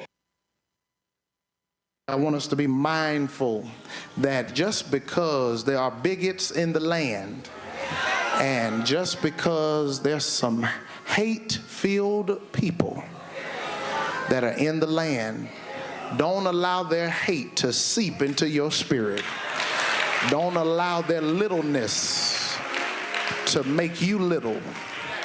Don't allow their vitriolic, violent rhetoric to decenter you from the truth that you are made in the image and the likeness of God.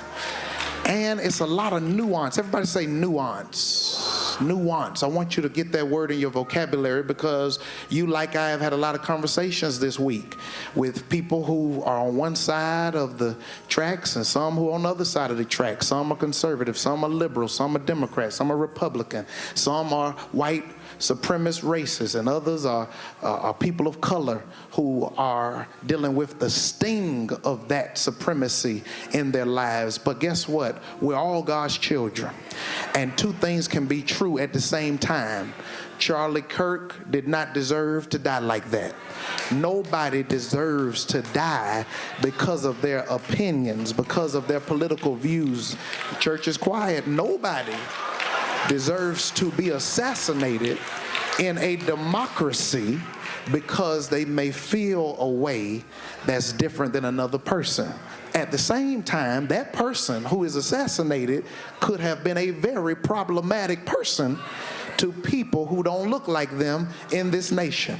So we can critique assassination, but also call out the rhetoric that he used and say, you shouldn't have been saying that in the first place.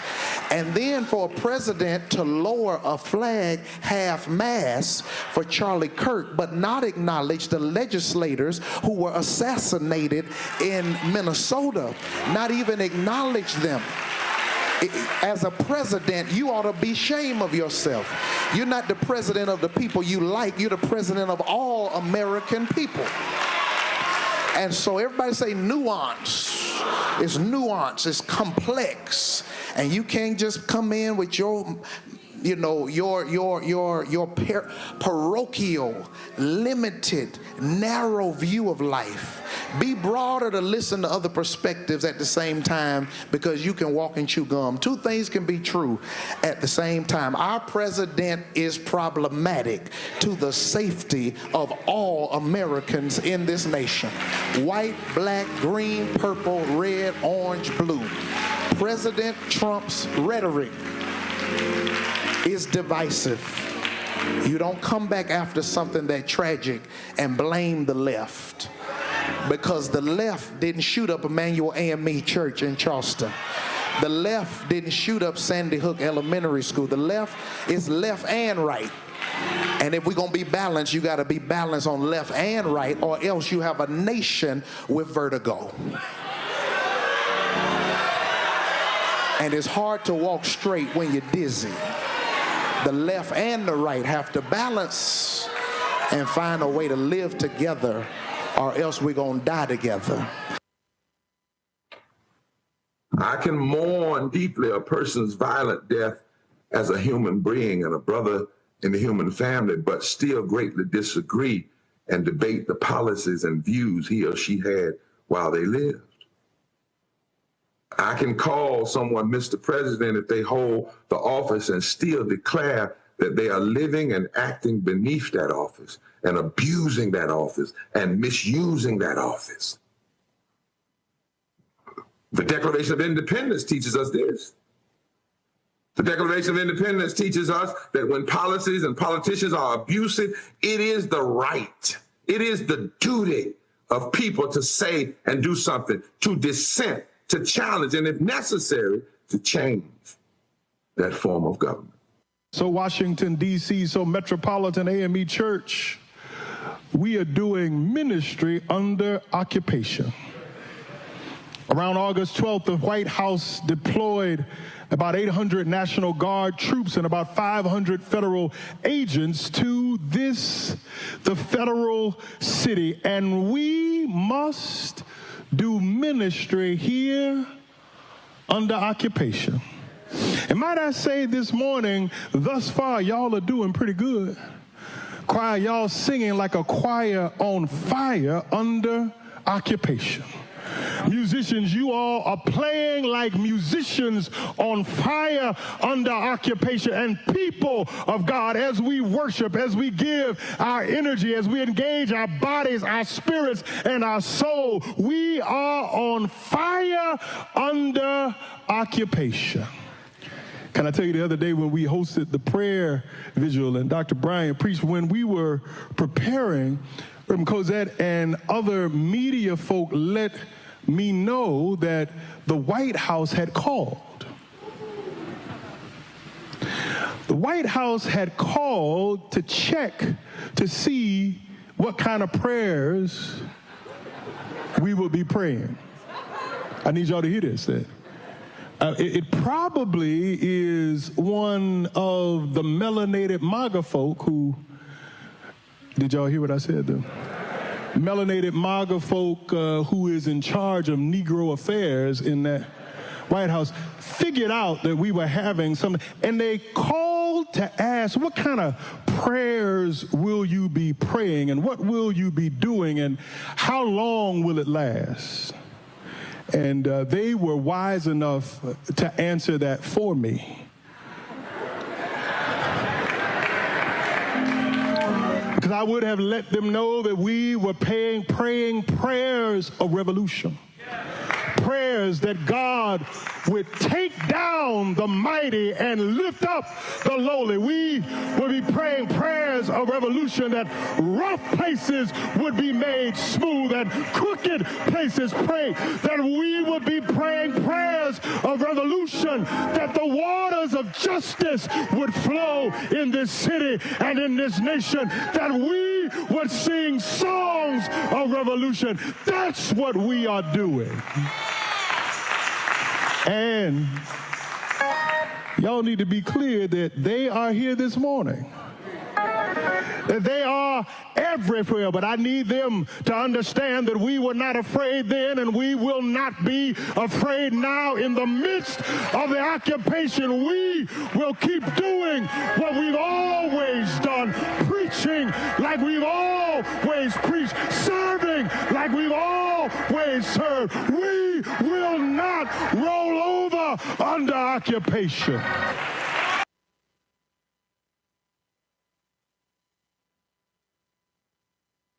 Hatred on the streets, a horrific scene, a white nationalist rally that descended into deadly violence. White people are losing their damn minds. As an angry pro-Trump mob storms the U.S. Capitol, we've seen shooting. We're about to see the rise of what I call white minority resistance. We have seen white folks in this country who simply cannot tolerate black folks voting. I think what we're seeing is the inevitable result of violent denial. This is part of American history. Every time that people of color have made progress, whether real or symbolic, there has been what Carol Anderson at Emory University calls white rage as a backlash. This is the rise of the Proud Boys and the Boogaloo Boys. America, there's going to be more of this. Here's all the Proud Boys, guys. This country is getting increasingly racist in its behaviors and its attitudes because of the fear of white people. The fear that they're taking our jobs, they're taking our resources, they're taking our women. This is white fear.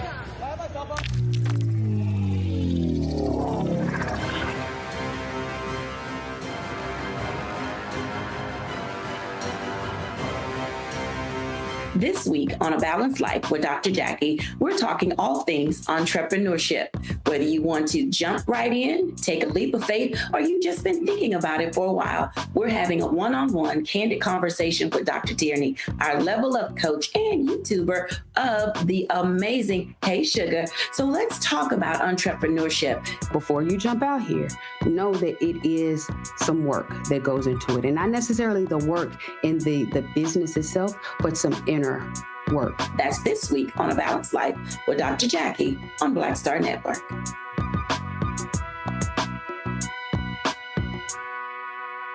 Hello, I'm Jamia Pugh. I am from Coatesville, Pennsylvania, just an hour right outside of Philadelphia. My name is Jasmine Pugh. I'm also from Coatesville, Pennsylvania. You are watching Roland Martin Unfiltered. Stay right here.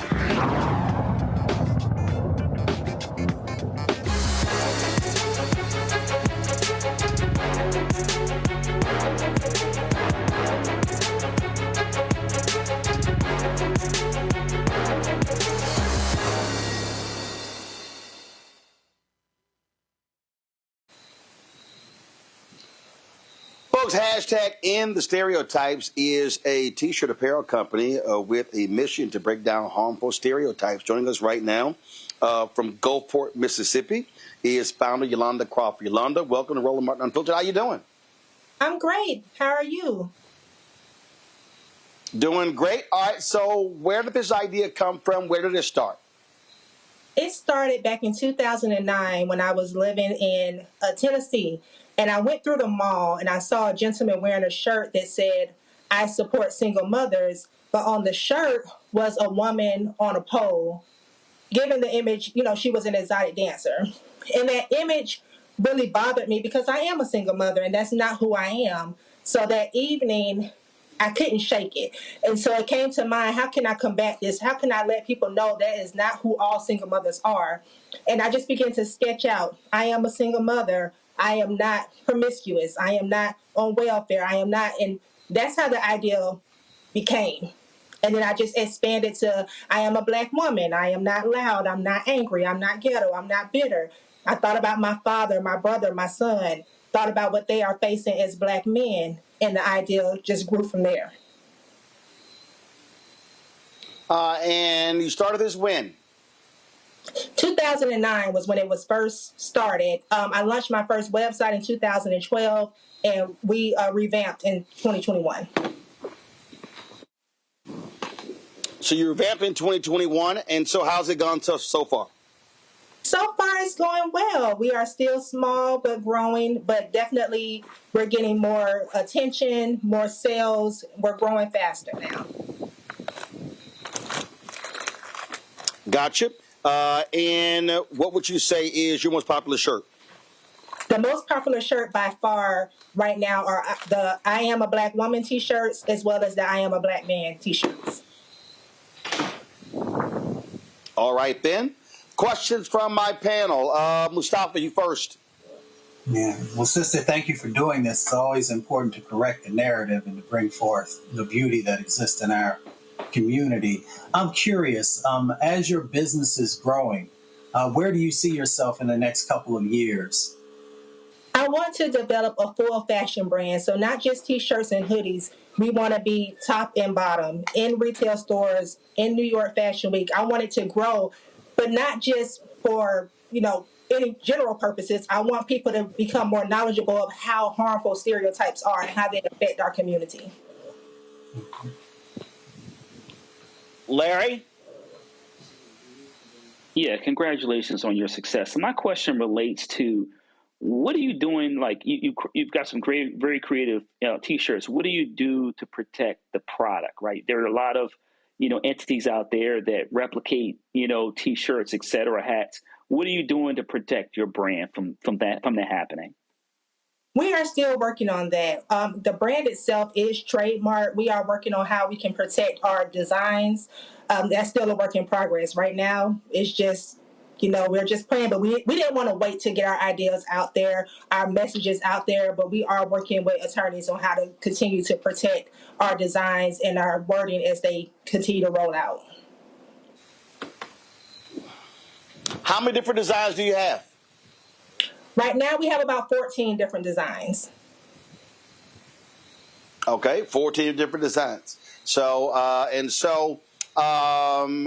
what would, now, did you come up with all of these, or did your users, did your fans also, your supporters suggest different shirts they would like? These are all my ideas so far. We are open to hearing from our fans, from our buyers, of what else they would like to see. But so far, all of the designs that are on the website currently were all born from me. All right, then. Well, folks, if y'all want to check out these shirts, go to shopblackstarnetwork.com. They're on the website. You can check it out, shopblackstarnetwork.com. Hashtag in the stereotypes. Look at all the different designs. You want to get one of these shirts?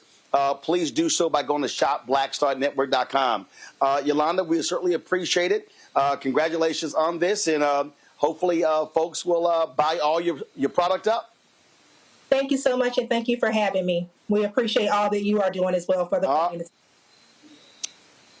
Thanks a bunch, folks. Quick break. We come back. We'll chat with Jeffrey Osborne here at the Jeffrey Osborne Celebrity Golf Classic here in Rhode Island. You're watching Roland Martin Unfiltered on the Black Star Network.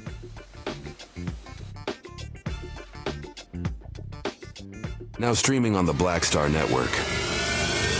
I have name recognition, but I tour more than any rapper.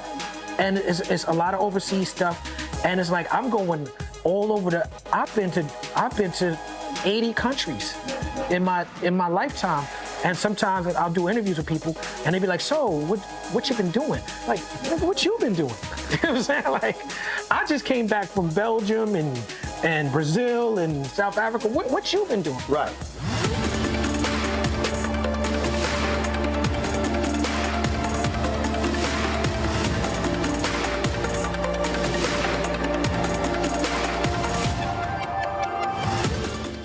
Hey, yo, what's up? This is Mr. Dalvin right here. What's up? This is KC. Sitting here representing the JODECI, that's Jodeci. Right here on Roland Martin Unfiltered.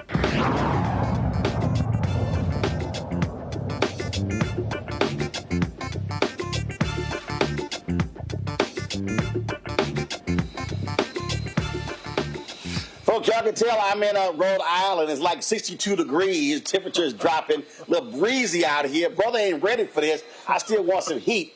Of course, we're here for the annual Jeffrey Osborne Celebrity Golf Classic. It's been a blast. We played today, practice round yesterday, played today. Of course, had the mini show last night featuring Smokey Robinson, Jeffrey, Chris Tucker, Johnny Gill.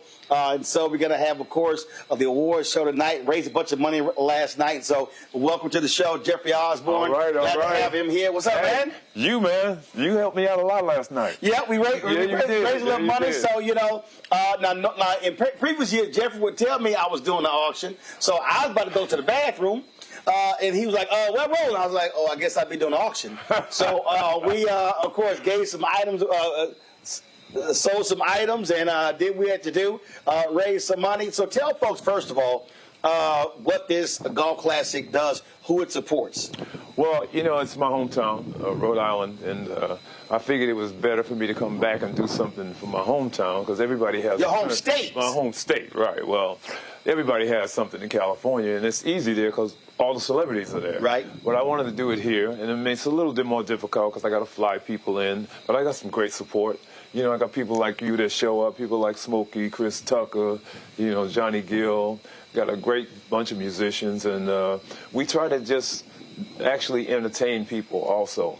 So I have like 6 charities here, and it's mainly youth-driven. You know, we do the Rhode Island... Just slide over right over here while you're in frame, and we go. We do the Rhode Island Philharmonic Orchestra because they go to schools and they help people as far as learning how to read music, how to write music, how to perform. So that's important to us, you know. So we do the Rhode Island Orchestra, Philharmonic Orchestra. We do Boys and Girls Club, you know, Boys and Girls Clubs. Everybody knows about the Boys and Girls Club. We all came up in the Boys and Girls Clubs. We do Buttonhole, which is a 9-hole golf course that actually is for young people. And they go to the schools and they teach during recess time kids how to play golf. And so we figured that was important. We do the Met School.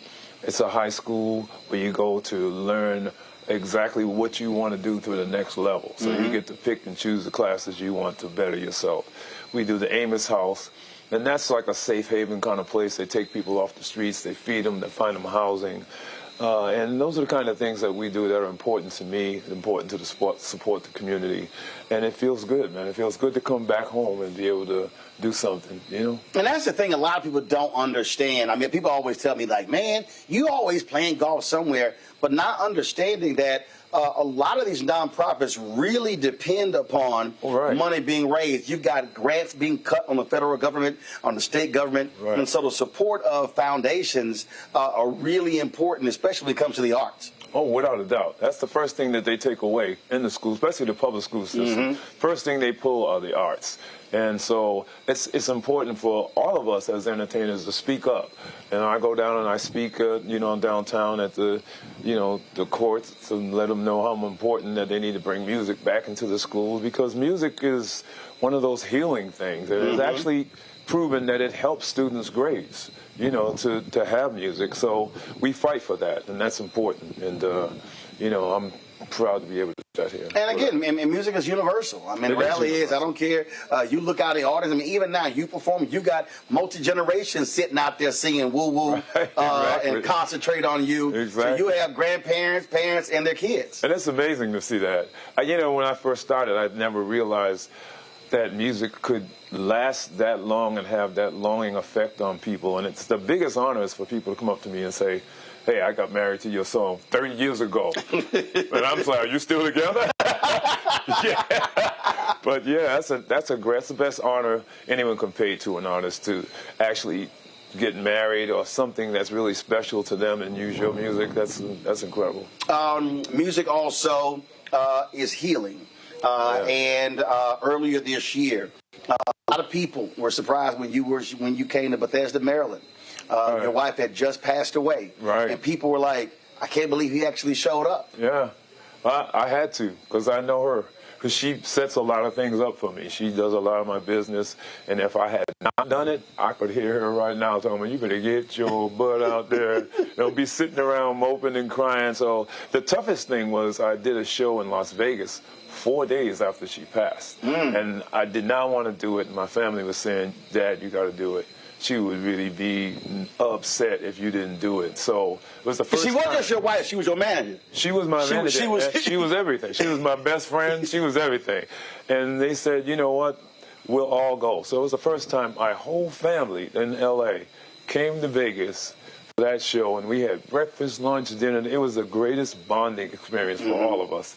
So, yeah, it is healing. I mean, the first show was tough. I think I cried 90% of the show. But I think people felt the emotion. So it was great to do, yeah. And so this was, we always would see her here. Exactly. She's always running stuff. Right. Getting stuff. Always running stuff. And like, hey, you got to go here. You got to go here. You got to go here. And it was, just so y'all understand how she's always running. I don't have many pictures of her. I got like a couple, because she was rarely in the pictures or the videos, because she was always working, doing something. Yeah, what's incredible is that these shows that I'm still doing, I go out in the audience a lot, and people are handing me cards. They're bringing flowers. They're bringing cards still. Really? Yeah, and it's tough, because you're trying to kind of move away and move ahead, and they bring you right back to that space. But I respect them. It's beautiful for them to do that. Absolutely, absolutely. Well, but it also goes to show you, those are true fans. Exactly. They're not there just, hey, you sing to me, make me feel good. Yeah, no, they know about you. They know you're your family person. They know your kids. They know your wife. And it's beautiful to see them come out. And speaking of that, you got the whole family involved. They got to work the foundations, too. Yeah. Yes, it's kind of a family thing. I got, my daughter, Tiffany, she kind of runs just about everything. And my nephew, Terrell, between the two of them, they handle everything. I got my nephew, Spin, he's my disc jockey. My son does my live sounds. He's with me all the time. I got nieces, Charlene, that are here. They're helping me. So it's kind of a family thing. And it's nice to do that here in Rhode Island, to have the family support and keep that name going here, I tell you what's crazy. Every time I tell somebody I'm coming to this golf tournament, they go, Jeffrey from Rhode Island? I mean, every time. People like, from Rhode Island? I was like, yeah. Exactly. I said the black population of Rhode Island increased every year for 2 days of this golf tournament. You're right, too. So when I tell people I'm from Providence, Rhode Island, they said, ain't no black people in Providence. I said, well, it is the smallest state, and there's not a big population, but I grew up around the little hood with a lot of black people. So, but comparison to like Houston, Right. It ain't that. And one of the things that you do, I didn't even think about it until we talked about it yesterday, how you move this tournament around to different places. Right. So other courses can be a part of this thing. Right. A lot of times it's just at one location. Right, exactly. Yeah, we moved it around. We even took it out of Rhode Island and went to Foxwoods for a couple of years. And that was great. I mean, they really treated us great. They treated my celebrities great. So, yeah, we do move around. But I really like this place. This is the first time I've been here. I like the people here. I love the golf course. So I'll probably be back here next year to do it. Okay. How's your golf game? Golf game was weak today. I mean, it depends. You know, a lot of it depends on who they put you with. I was crushing the ball. You was what about the rest of your team? I was crushing. We had some good putters. So what we just cannot. It was. I think we finished 6 under. That's good. We finished way under. Way under everybody. I mean, I think we parred 4 holes. And the rest we just picked it up. We kept birdie. It was that bad. It was that bad. But, you know, they put me with the top sponsors. I have to play with them, and you never know who's going to show up. So I had 2 women, 2 guys on the team. And it was, so y'all were just enjoying yourselves. It was, we enjoyed the course. Well, let's let over make sure we enjoyed the course. You enjoyed the course and the company. And the company. The company. All right, what's next for you? Because you're still listening. You're out there. You're on the road. Somebody hit me earlier. They were like, somebody said, Jeffy, he's 70, 71. I was like, I said, no, he lived older than that. No, I'm 77. No, they said 70. Oh, I'm 77. They said 70. Oh, yeah, I'm a lot older than that. Oh, yeah. You're older than that. I'm a lot older than 70. But you're still out there, you're still singing, performing, all that stuff. Yeah, I'm still out doing it, man. I love what I do, and, you know, when I decide I'm through and don't enjoy it anymore, that's when I'll retire. But right now, I love it. The hardest part is the travel. The airlines suck right now. Yeah, it's just terrible. You can miss shows messing around with these airlines. Yeah, so what you got to go on day early or something like that? Yeah. Now I have to put a travel day in between shows. Right. Before I could do back-to-back shows, and I can only do that unless if we're traveling like a car or something. It's within 100, 200 miles. I can, you know. But other than that. Jeffrey Osborne and the band in the Winnebago. We used to do them buses back in the day. I got it. Them buses was cool. Where you going next? We're in Baltimore Saturday. Okay. Yeah. All right, be more. We're in Baltimore Saturday, yeah. So I'm going to stay here a couple days. I'm going to go all the way back to L.A. I live in L.A. Got it. And then come back to Baltimore. So I'm going to be my hometown for a couple of days, and then we'll take off Friday and go to Baltimore. All right, then. Well, man, listen, it's always great to come here and be here and see you and support the cause. So you always do, I only missed. Somebody was telling me that last year. And I guess I had COVID last year. You got sick last year. Right, because I missed your tournament and Sid's. Really? Because I got COVID. Yeah. Because I was like, where the hell was I last year? Yeah. And it was COVID. Exactly but I'm glad to be back. I'm glad to have you back, man. I'm seriously, man. It's always a pleasure. And again, y'all, we raised a lot of money. We did. Somebody out there who's watching, they want to support the foundation. Where do they go? They can go to the website, the Jeffrey Osborne Foundation website, and they can support if they want. We'll have some things on the website. We had a couple of items that didn't go last night. We're going to throw them on the website. So, cool. Yeah, if you want to just go to the website, you can donate. You can help. And we're always looking for help. There you go. All right, man. It's all about the kids. All about the kids. We getting ready for the post tournament party.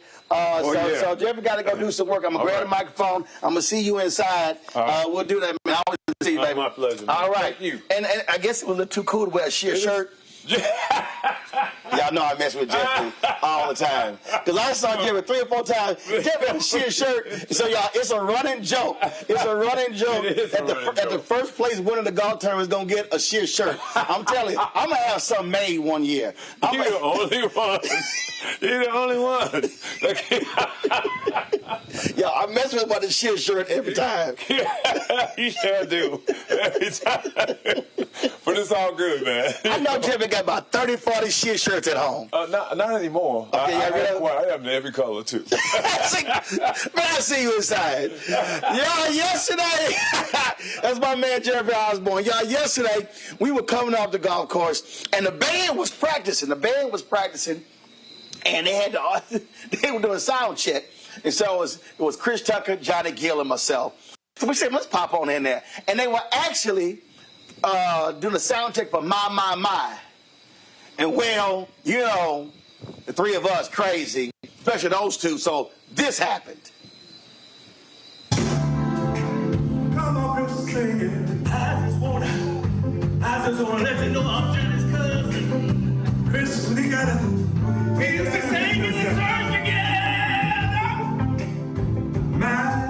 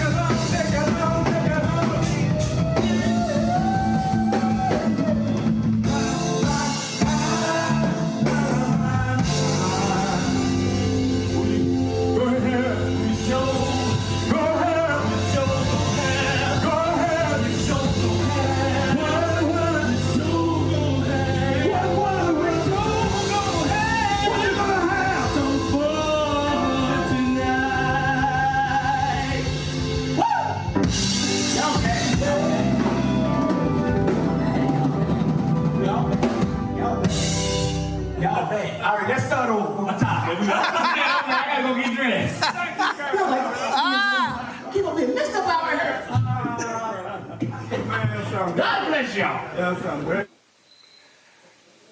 Absolutely shenanigans here, y'all. I got lots more stuff to show y'all. Smokey Robinson, Richard Dent. We got Claudia Jordan. We got some great stuff to show y'all. So I'll have that for the rest of this week. I'm back in studio tomorrow, y'all. So look forward to be back in D.C. Let me thank Mustafa and Larry for being on today's show. Gentlemen, I certainly appreciate it. Thank you so very much. Always a pleasure to have y'all here on the panel. So I certainly appreciate it.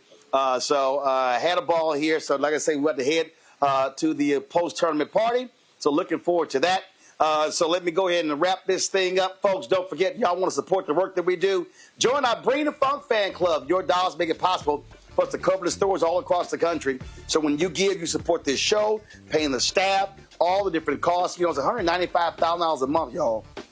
If y'all could actually see right here. So I've got my camera here. I got the microphone. I got the monitor. I got 4 lights, the live view, the portable batteries, all this sort of stuff fits right in my 22-inch away suitcase. I call it my portable studio. And so that's what we do when I'm telling about myself. But when we doing bigger shows, man, we roll with a whole bunch of stuff. So your support is critical. If you want to give you a cash out, use the Stripe QR code. You see it right here, bottom left-hand corner. PayPal is R Martin Unfiltered. Venmo is RM Unfiltered. Zelle, Roland at RolandSMartin.com. Roland at RolandMartinUnfiltered.com. Checks and money orders. Make it payable to Roland Martin Unfiltered. P.O. Box 57196, Washington, D.C. 20037 7-0196. Download the Black Star Network app. Apple phone, Android phone, Apple TV, Android TV, Roku, Amazon Fire TV, Xbox One, Samsung Smart TV.